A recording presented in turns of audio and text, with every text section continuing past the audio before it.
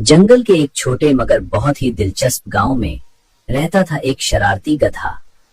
वो गधा न सिर्फ बहुत दोस्ताना नजर आता था बल्कि अपने दोस्तों के साथ खेल खेलने में भी माहिर था। लेकिन इसकी एक आदत थी, एक ऐसी आदत जो जंगल के सब जानवरों के लिए हमेशा हैरानी और कभी कभी परेशानी का सबब बनती है। आज भी जंगल में एक छोटे नाजुक खरगोश की जिंदगी थोड़ी साम में थी। गधे ने बड़े प्यार से खरगोश को अपने पास बुलाया। कुछ देर तक उससे इधर उधर की बातें करता रहा और फिर उसे गाफिल पाते ही एक जोरदार लात मार दी।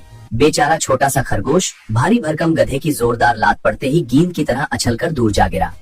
कई पसलियां टूट जाने से वो बुरी तरह तड़पने और करपने लगा। अपनी इस शरारत पर गधा बहुत ही खुश हुआ और जोरदार ठट्ठा लगाता हुआ एक तरफ को चला गया। गधे की ये शरारती आदत बहुत पुरानी थी।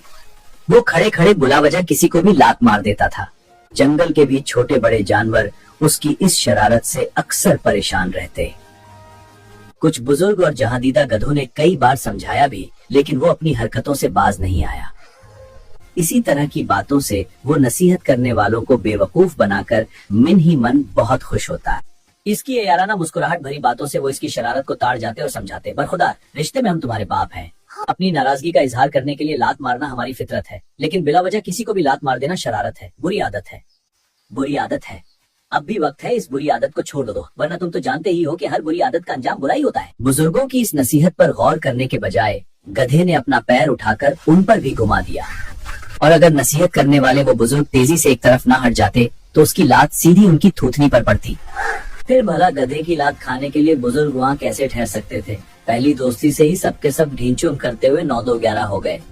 एक दिन गधे ने एक लोमड़ी को देखकर बड़े प्यार से कहा, आओ बहन मेरे पास आओ, बहुत दिनों बाद मिले, थोड़ी देर प्यार भरी बातें करेंगे। लोमड़ी आखिर लोमड़ी थी, होशियार और दिमागदार। उसकी मकारी में भला कैसे आती।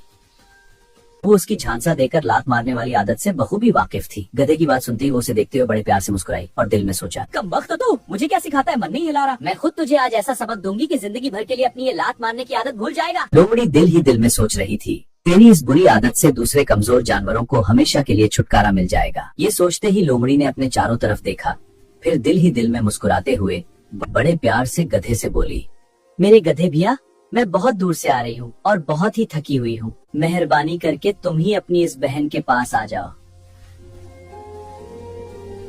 इतना कहकर लोमड़ी लड़खड़ाते डगमगाते कदमों से चलकर सहारा लेने के लिए एक बहुत ही बड़े पत्थर से टिक गई। मुझे बहुत कमजोरी महसूस हो रही है। लोमड़ी की बात सुनते ही अपनी शरारती कामयाबी के ख्याल से गधे का सीना खुशी से फूल गया और होंठों पर प्यार भरी मुस्कुराहट लिए वो जल्दी से लोमड़ी के पास आ गया।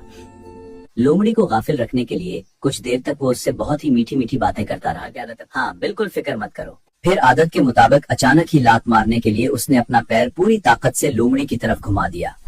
इस हमला के लिए लोमड़ी पहले से ही तैयार थी। गधे के पैर उठाते ही वो तेजी से फिर से दूर हट गई और गधे की जोरदार लात ठीक पत्थर पर पड़ी। इस हमला के लिए लोमड़ी पहले से ही तैयार थी। गधे के पैर उठाते ही वो तेजी से फिर से दूर हट गई और गधे की जोरदार लात ठीक पत्थर पर पड़ी। फिर जाहिर है पत्थर तो टूटने से अलबत्ता गधे के पैर की हड्डी जरूर टूट गई और वो जमीन पर ढेर होकर बुरी तरह तड़पने और पीटने लगा। लोमड़ी ने एक जोरदार कपका लगाया और बड़े ही शरारती लहजा में बोली, क्यों गधे भैया, तबीयत कैसी है? अपनी बहन के साथ शरारत करते हुए तुम ये भूल गए कि तुम्हारी ये बहन जंगल की सबसे बड़ी मुकारा है, वरना अभी तो एक ही टांग टूटी है, फिर बाकी तीनों से भी महरूम हो जाओगे। ये कहते ही वो जोरदार कहकाओं से गधे का मजाक उड़ाते हुए जंगल की तरफ चली गई। मच्चू महज अपनी लात मारने की बुरी आदत की वजह से गधा अपनी एक टांग से माजूर हो गया कर जिंदगी की एक बेहतरीन नेमत से हमेशा के लिए महरूम हो गया। इस इबरत आमूज सबक से उसकी ये आदत हमेशा के लिए छूट गई। अपनी टूटी हुई टांग को देखकर वो अक्सर सोचता, काश अपने बुजुर्गों का कहना मानकर मैंने ये बुरी आदत पहले ही छोड़ दी होती, तो आज मेरे चारों पीर सलामत होते और मैं उपाहजों की जिंदगी नहीं गुजारता।